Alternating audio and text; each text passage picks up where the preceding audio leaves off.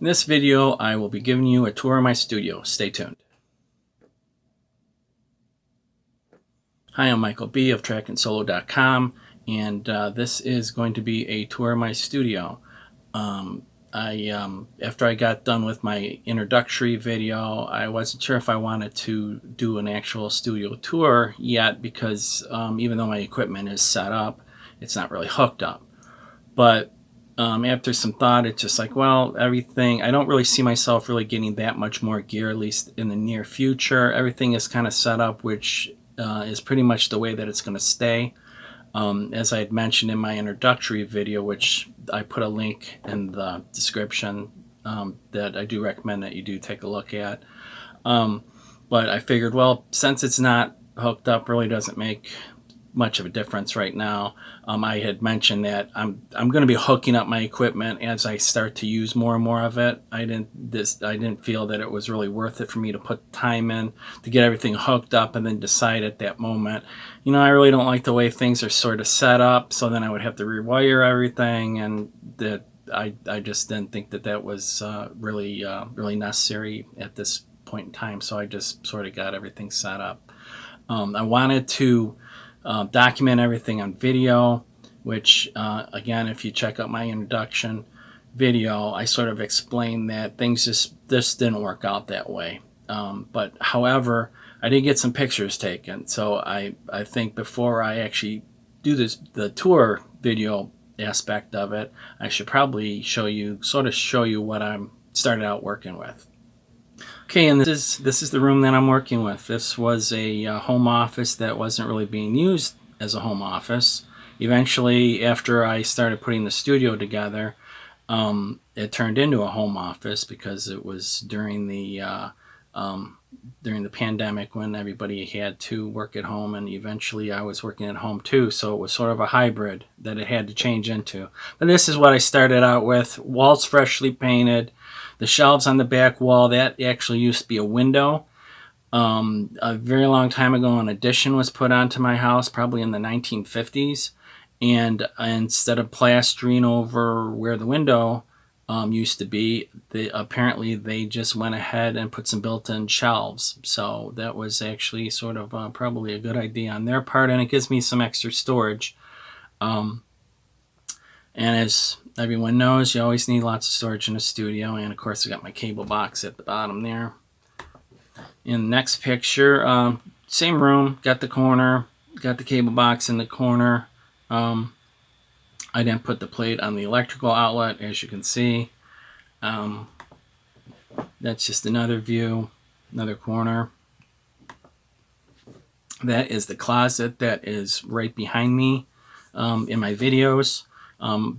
This was, of course, before I treated the walls, but that's got some shelves in it, and I've got a couple guitars in there that currently are super filthy. I got them out of the basement and just sort of put them in there. Well, actually, not all of them came out of the basement. One of them came out of the basement. The other one, I pretty much kept it in the closet. Super filthy, needs dusting, needs cleaning up, which won't be part of my studio tour right now. I have some old blinds up. I didn't replace those yet in this picture. There's another closet that's, as you can see, that's slightly open that's next to it.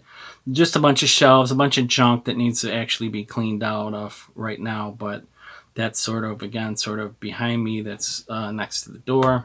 And the next picture, there's the door to the entrance. So it's somewhat of a, not exactly square, but the room, once I got the acoustic foam up and everything, it sounds really good. So I'm pretty happy with the way everything turned out. Okay, and in this picture, this is sort of the first incarnation of my home studio, which the whole idea that I wanted to do was basically document it sort of from square one, and I wanted to start out with just some free software, which I use BandLab in this picture, my computer, and a set of headphones, and as you can see, my cable box is still in the corner. But this is sort of the first incarnation of the new studio.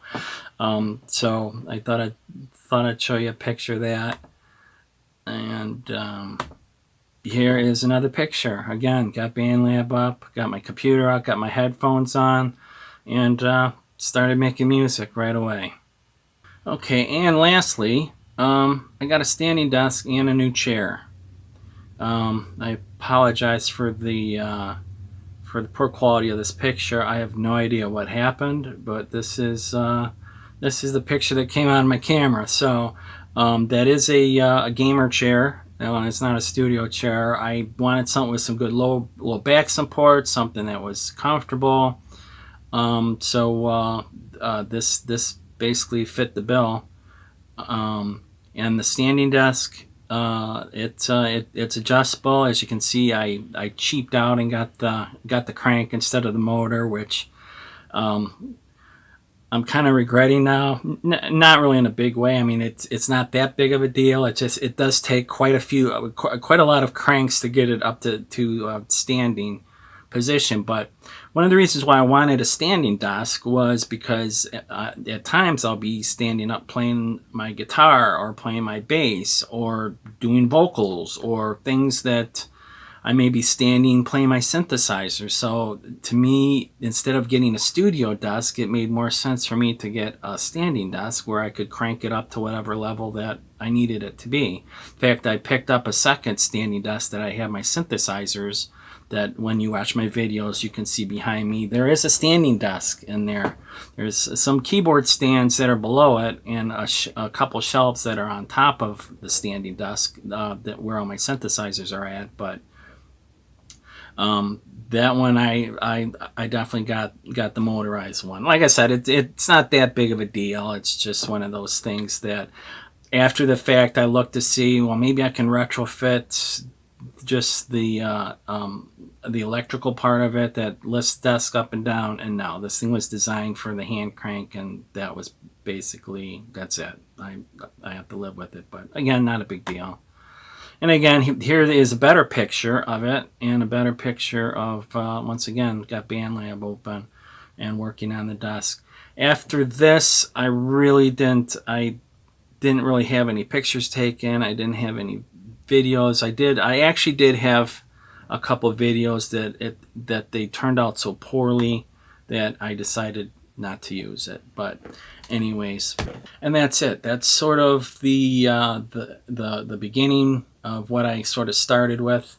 As I had mentioned before, unfortunately, I didn't take any more pictures while I was putting stuff up. I didn't really do anything because again, in my introductory video, I did sort of go through that things were just getting too difficult. I wasn't really having a good time trying to videotape myself and put the studio together at the same time.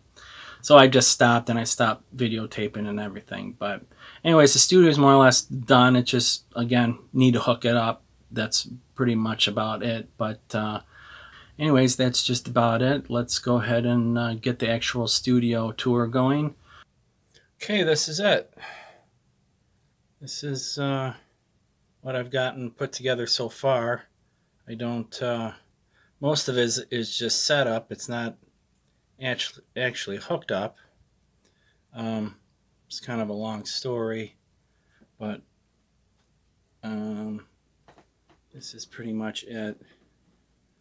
Part of the reason why it's set up and not hooked up is because I kind of started this around Christmas time, and after Christmas time, there's lots of sales on a lot of different things. Um, like the acoustic foams on the wall and stuff. Um, that's pretty much very expensive foam, very good foam. Um, but I think I've got about about $1,500 worth of foam up on the wall, but I got it at 60% off, which still kind of expensive, but um, a lot of people don't put the money into the acoustics of the room, and I got to tell you, this room sounds great now. I am so happy with the way that this room sounds. So it was worth the money. But this is pretty much it. This also was on sale. This is the Alesis Nitro Mesh kit. It had a bunch of great reviews. Um, I also watched this one guy. He actually came up with a hack to add one more tom. I actually have one more tom that I haven't hooked up yet. So I'll have a total of 5 toms and a snare, and I got a couple cymbals too. And it went with the room. And like most of these drum sets, they're all in black. And like I said, I liked everything about it. I wasn't really in the market for electronic drums yet. I was going to eventually get it, but I got it, and then it's like, well, if I got it, I might as well set it up. And that's sort of the reason why the studio looks like it does, because my intent was to, just get some of the stuff while it was on sale and sort of document putting it all together. But yeah, at the time, it's just like, well, there's no point in having stuff sitting in boxes. So I decided to go ahead and just get it into place and hook it up later. I could have spent actually quite a bit of time wiring everything up, but then I kind of thought, well, if for some reason I don't like the setup, then I'm going to want to change it, which would mean unwiring everything and doing everything over again. And it really didn't sound like too much fun. So what I decided was, well, let's just set it up.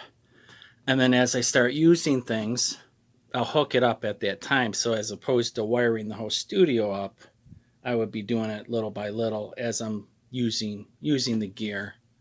And I think it's the right choice. I just really never got around to it.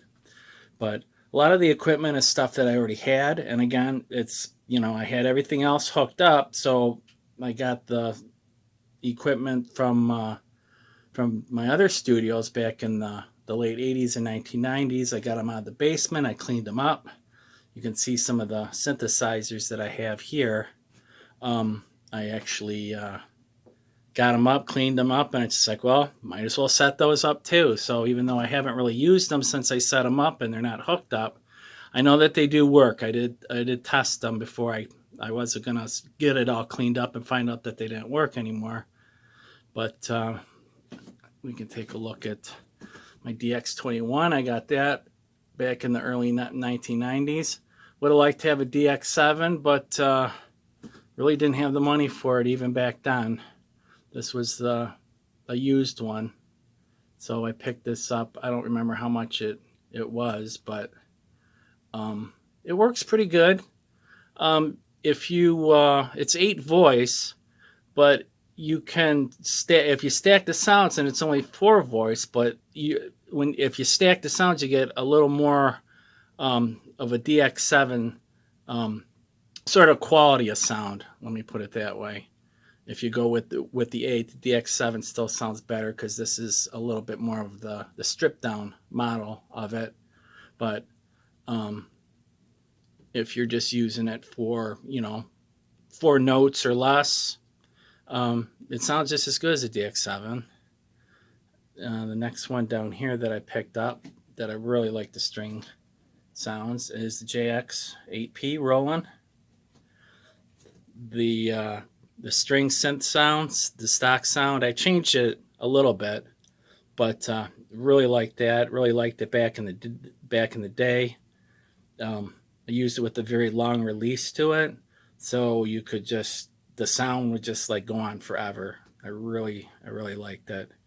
The next is the Alteria controller, not a synthesizer, but a controller.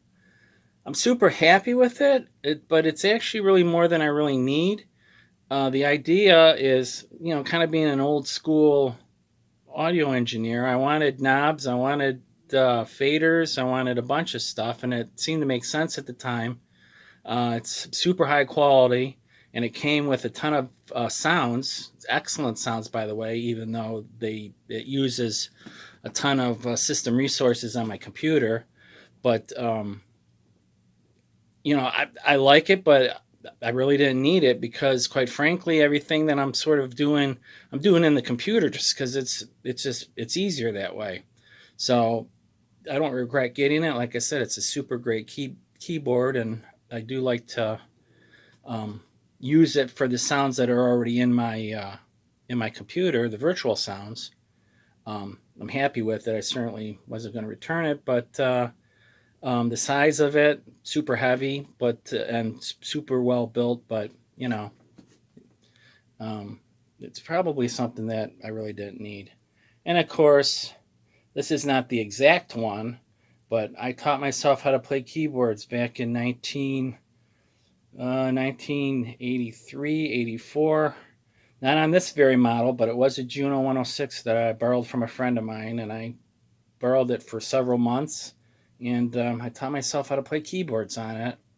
So several years ago, even though these things are, as far as I'm concerned, outrageously expensive, I felt that, well, if I was to get um, one more synthesizer, um, that wasn't a virtual synthesizer, um, this is going to be it, for two reasons. One, it's super easy to use, super easy to understand, and great sounds, and certainly sentimental reasons. So if I was going to get a hardware synth, this was it.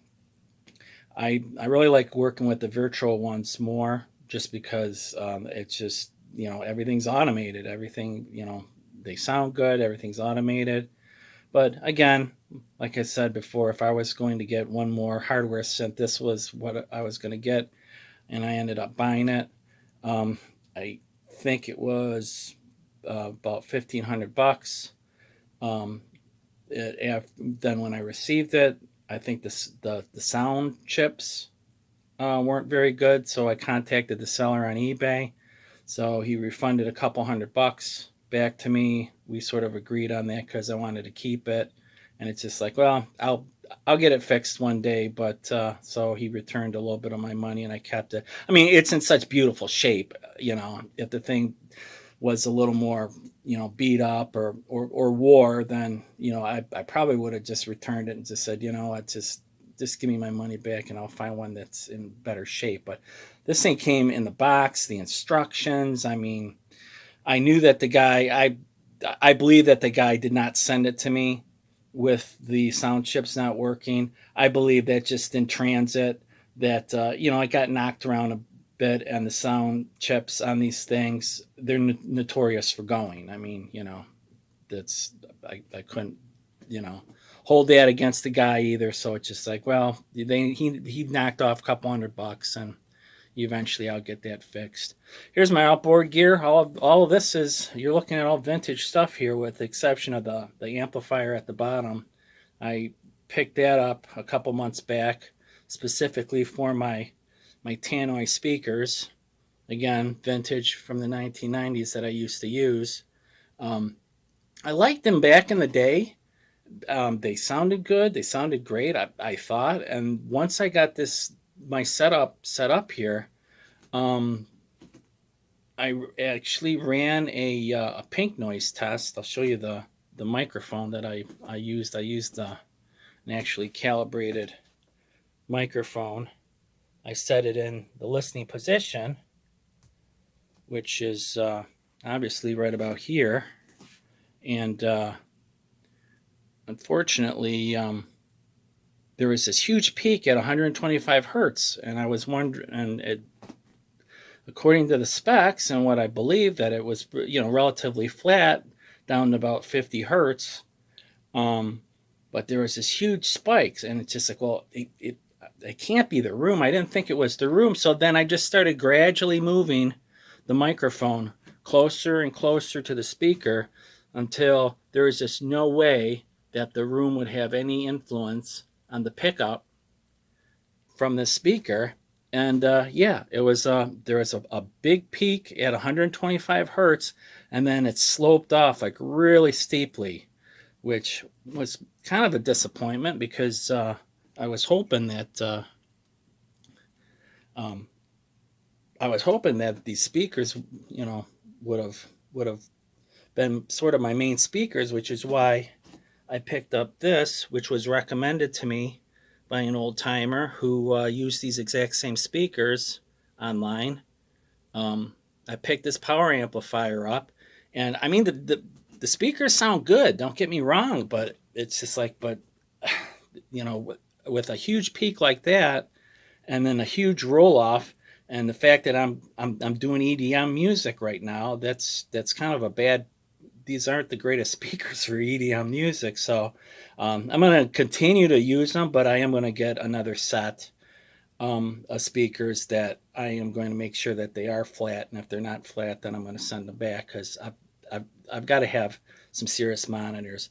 But for listening at lower levels, like I don't want to say super low, but pretty low levels, these speakers will be fine. So it wasn't a total waste. I was just disappointed that had I known that these speakers actually reproduce the frequency response that they do, I probably wouldn't have gotten the power amp. I would have just got some powered speakers, which I would have spent more money on. But now I'm still spending more money for more speakers, and I spent it on an amplifier for speakers that I probably wouldn't have used.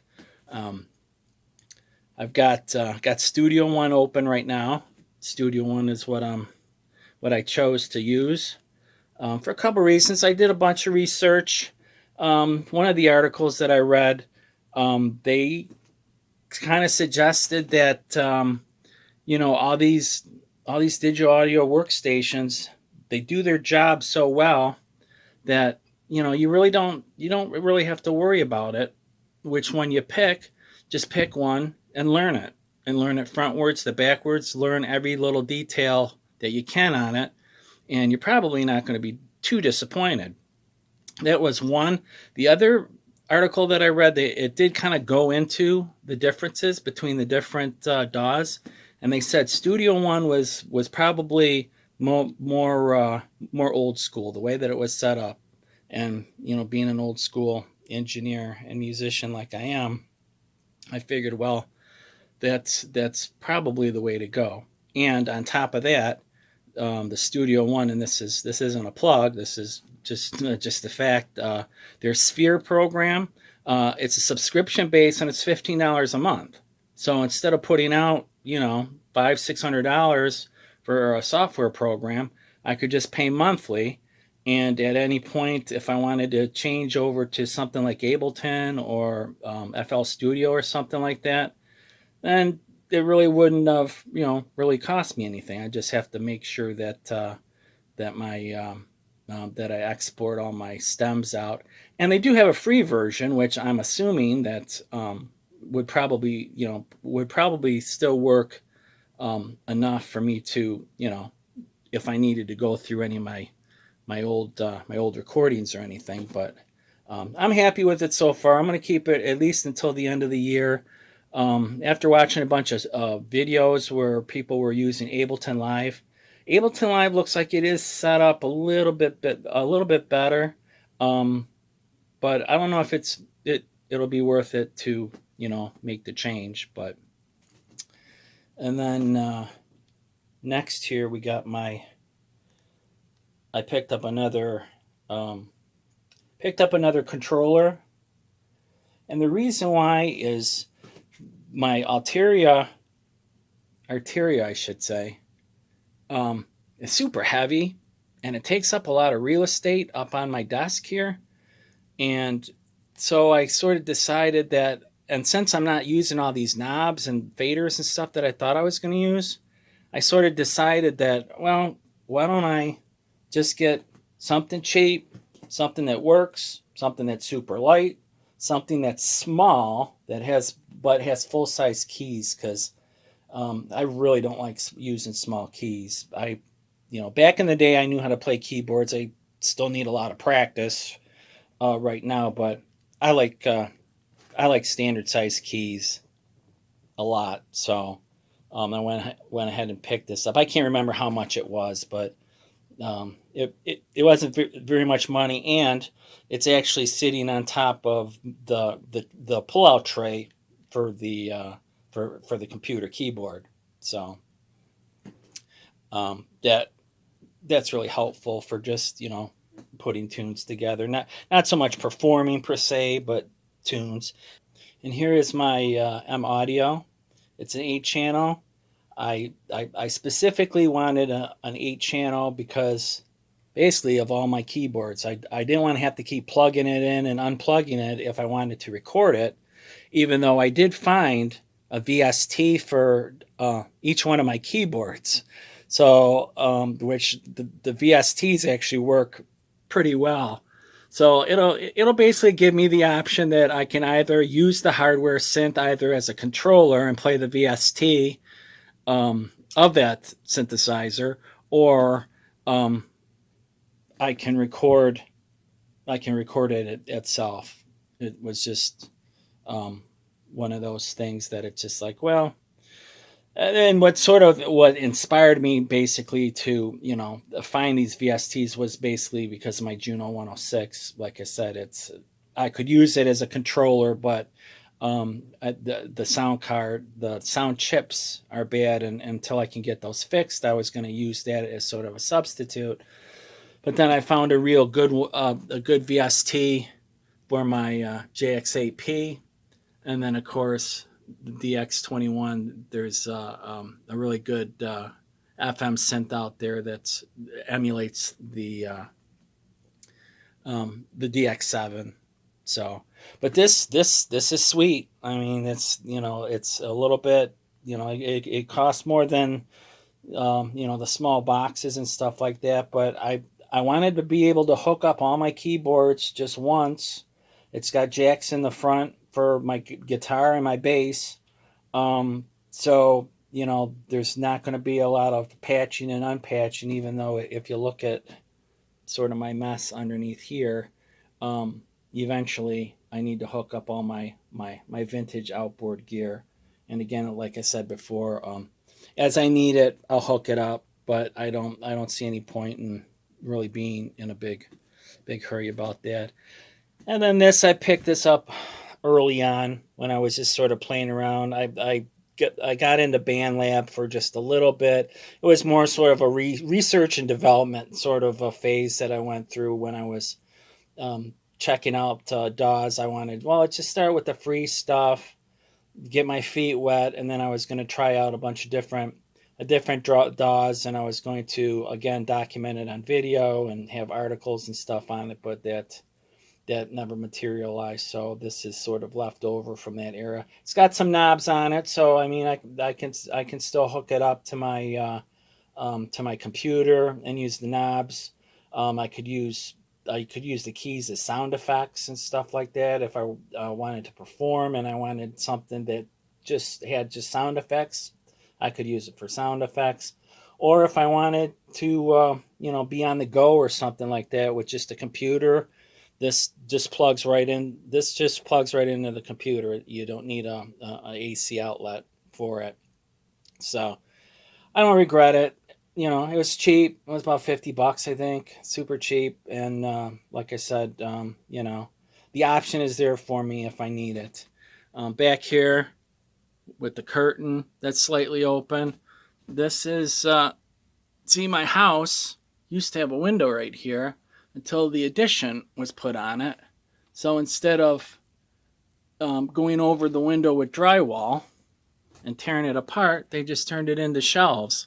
So instead of putting foam and stuff over it, I decided, well, let's just put a curtain in it, and then it'll be more storage. Because as most people know, you never have enough storage, particularly for a studio.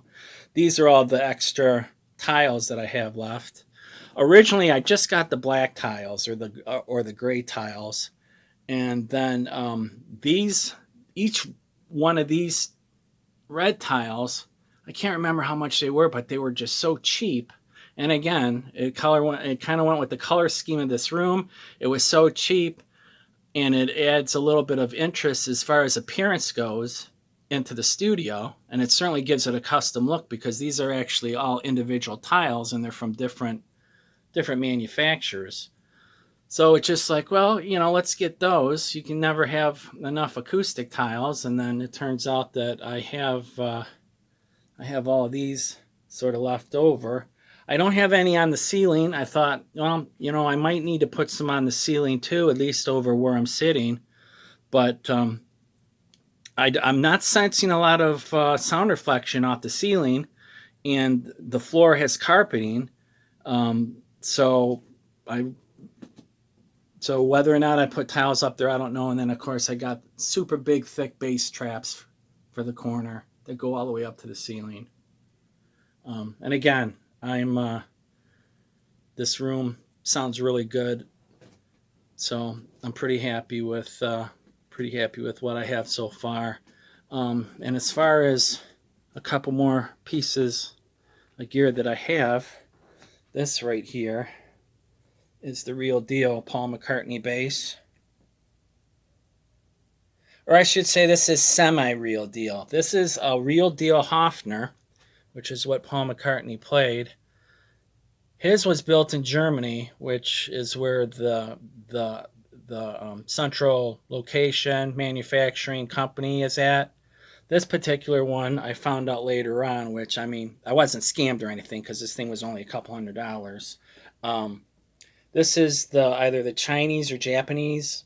It was manufactured in either China or Japan. I think it's Japan. I can't remember, but this really low as far as the appearance goes, and the pictures that I've seen of the one that Paul McCartney played back in the early '60s in the Beatles.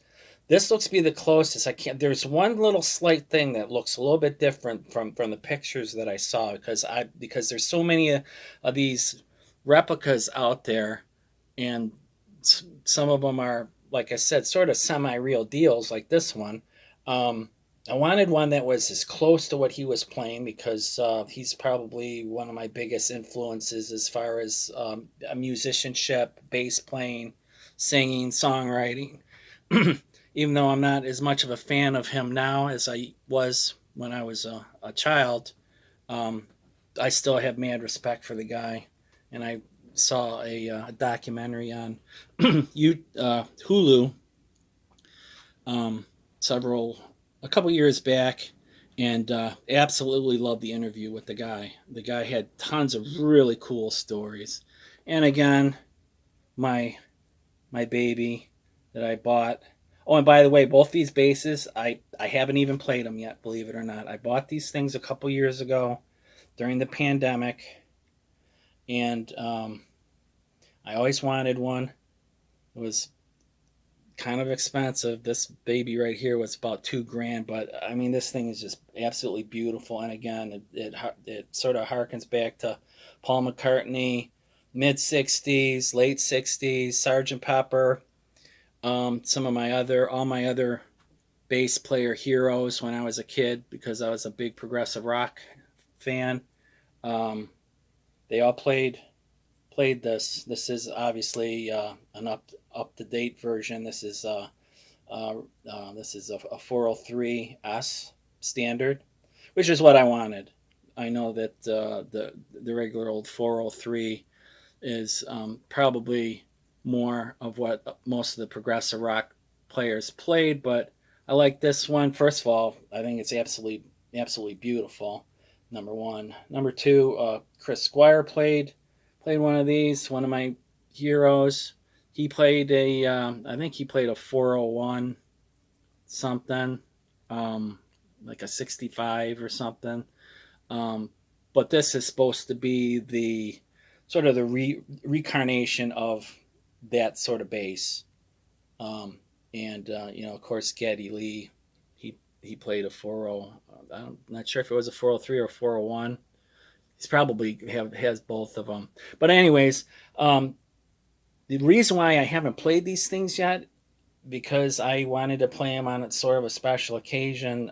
As I said before, I wanted to document everything. And when these basses came in, as much as I wanted to kind of play them, I didn't play them because I actually, with the exception of my recording on the keyboards, I really haven't played anything.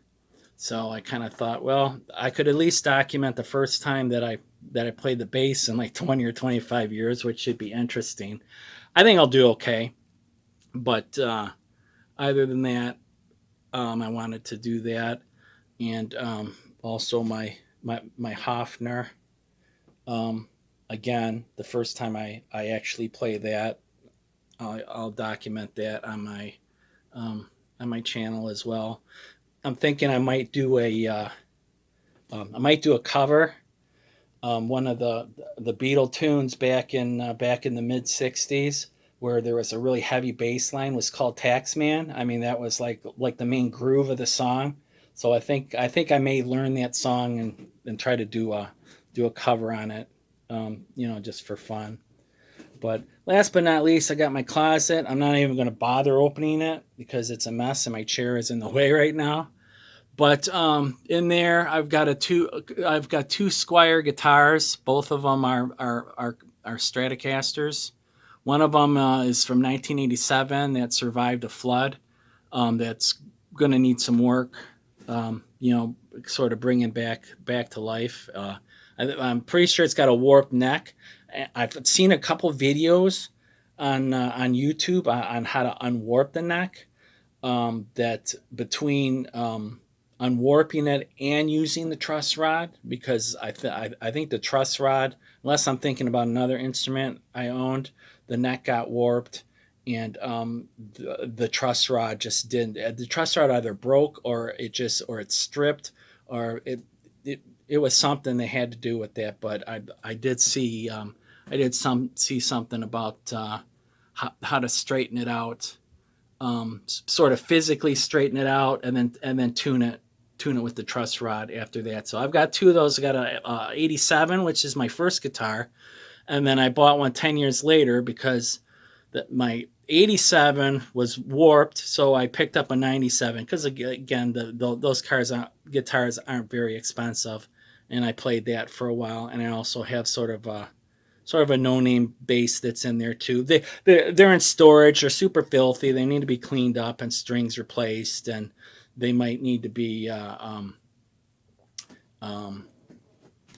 tuned up, and the tonation might need adjustments and calibrating and all that kind of stuff. But you'll be able to see all that stuff little by little. I'm documenting everything, sort of from here on.